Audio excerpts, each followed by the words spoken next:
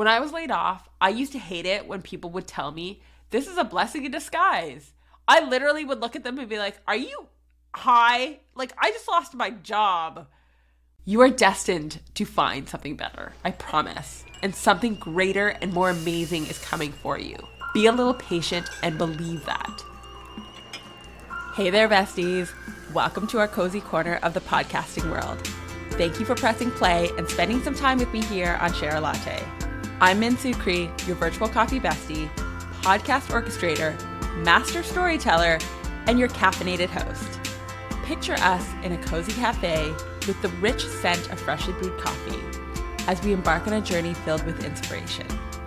In each episode, remarkable women share their tales of overcoming life's hurdles, offering a comforting embrace for your spirit. These narratives serve as a reminder that resilience and unwavering determination pave the way to success. Join me each week for conversations that will stir your mind, warm your heart, and you'll unearthly own your own ability to transform challenges into remarkable strengths.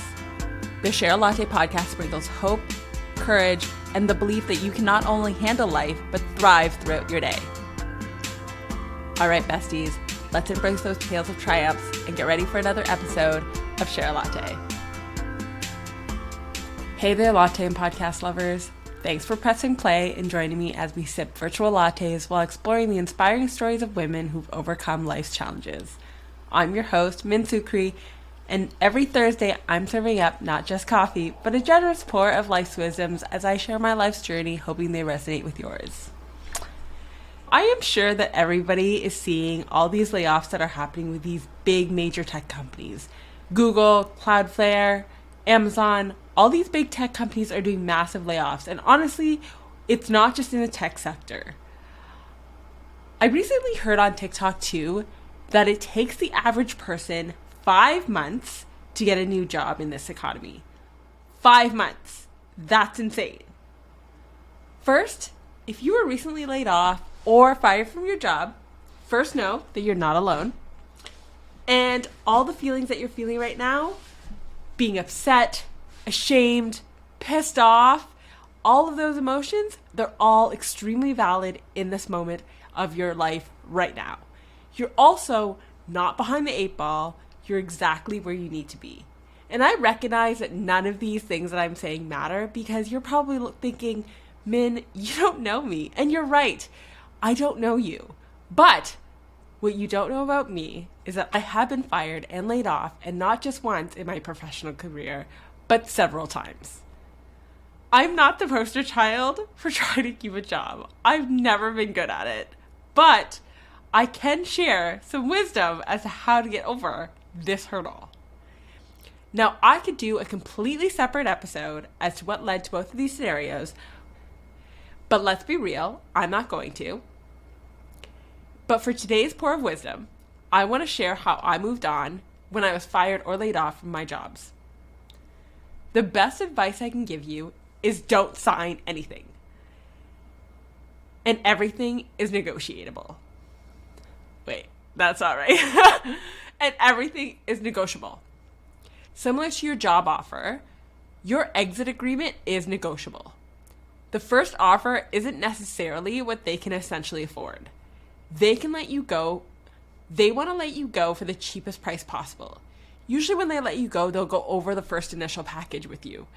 And there's usually an expiry date that happens. So if they're a good company, they'll give you 48 hours to look over it, review it, etc. And if they're a good company, they're not going to do it on a Friday. They're going to do it in the middle of the week. The crappy companies do it on a Friday. I digress. So during this time, the 48 hours, you don't necessarily need to look over it right away. Like, yes, you can open the package and take a quick glimpse at it, but you want to give yourself some time. The horrible companies that give you only 24 hours, I'm sorry, because 1, I feel like that's unprofessional, and 2, I don't think this gives a person enough time to even recover from the shock of what might just happen. But during this time, you definitely want to seek out some form of legal counsel. Many employment lawyers will do the consultation with you for free so that you are at least given some options. But do not, please do not Email back your employer informing them that you talked to a lawyer if you didn't, because this can make you extremely uncredible. The last time this happened to me, I alluded to the fact that I was seeking legal counsel. I actually had talked to my girlfriend, who was actually studying to be an employment lawyer at the time, and she went over some of my options with me, which was actually really great because it helped me negotiate my exit package. But honestly, you want to take as much time as possible to think about your bottom line. If you want to get paid out for 8 weeks instead of the 3 that they offered, then you want to go back to them and say, I want 12 weeks. Similar to negotiating your salary, get them to come down to what your bottom line would be. Many companies are also looking to kind of close this out sooner rather than later.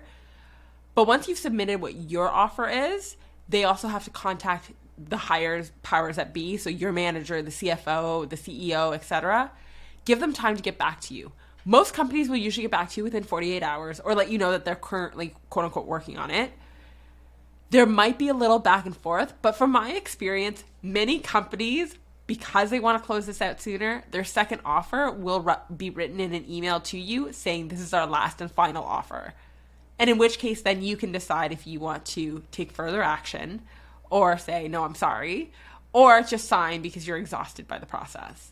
And again, this is entirely up to you.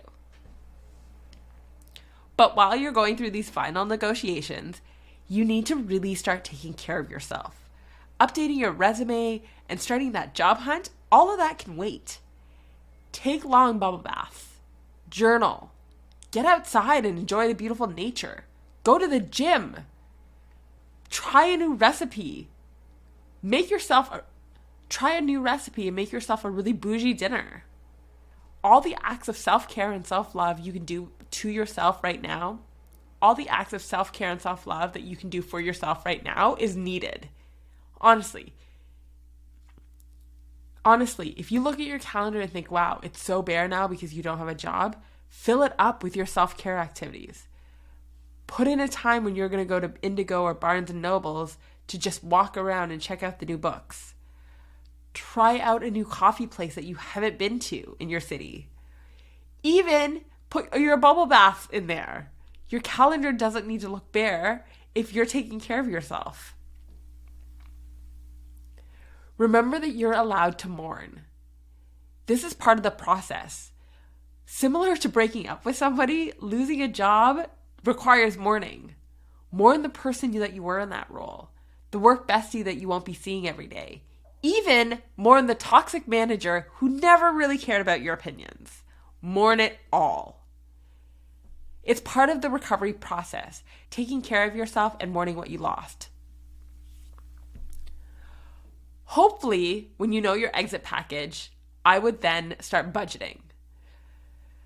Hopefully, you've been kind of budgeting regularly to know where your money is kind of going. But this budget is really to find out when that quote unquote money would potentially end. Because let's be real, there's a big amount taken off when you're given this huge lump sum of money.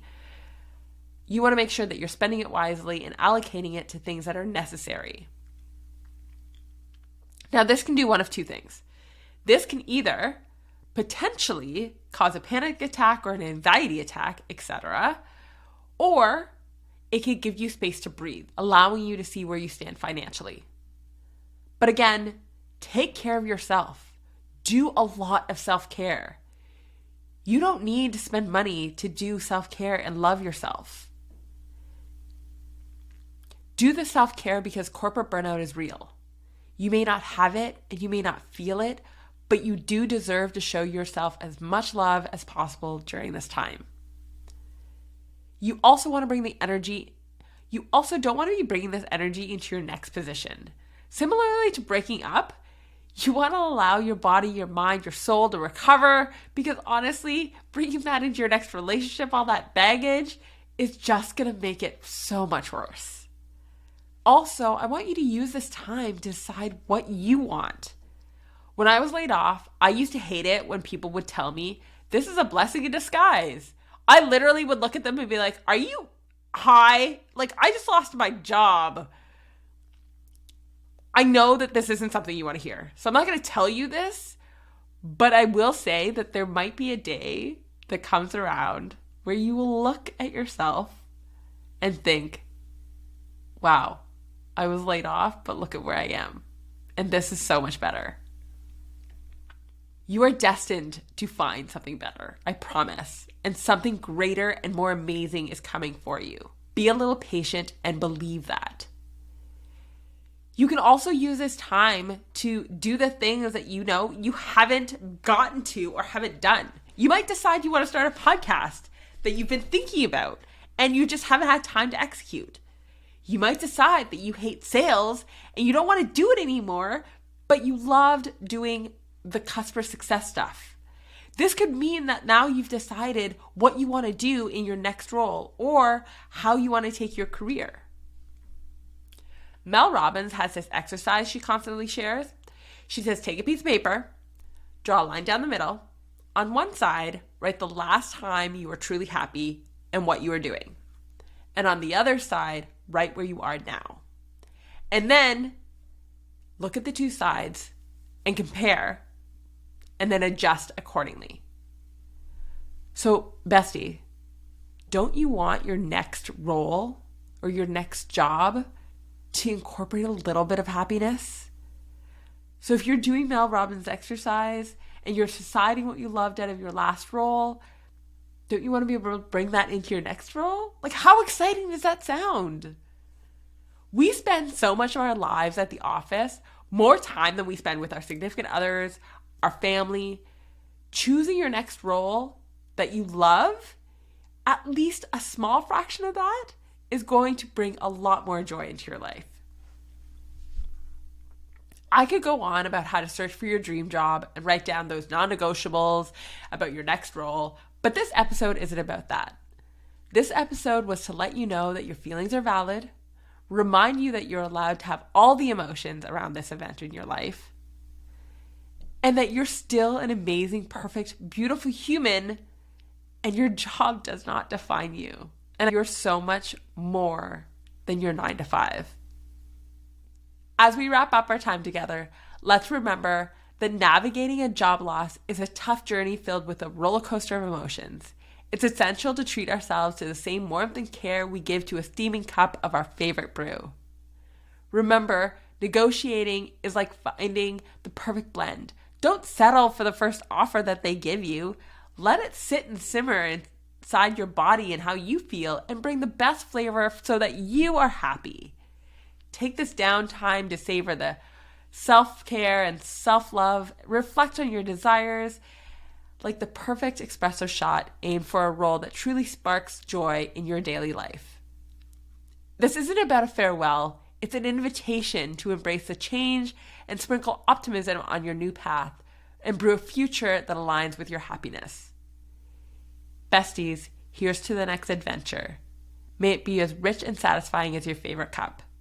Cheers to resilience, growth, and pursuit of your own perfect blend in the career world. Keep sipping on life's wisdoms and stay beautiful. I hope that this episode inspired you and you take bigger steps in creating that beautiful life that you've always wanted. If today's episode warmed your heart, please hit that subscribe button and stay with us for future journeys. If you enjoyed the chat today, your thoughts and feedback mean the world to me, and they'll help others discover the magic of Share a Latte. Each story enriches our journey. Remember, you can turn trials into triumphs and scars into stars. Keep believing and keep chasing those beautiful dreams. This is Min taking her last sip from the Share a Latte podcast, where life happens and coffee helps.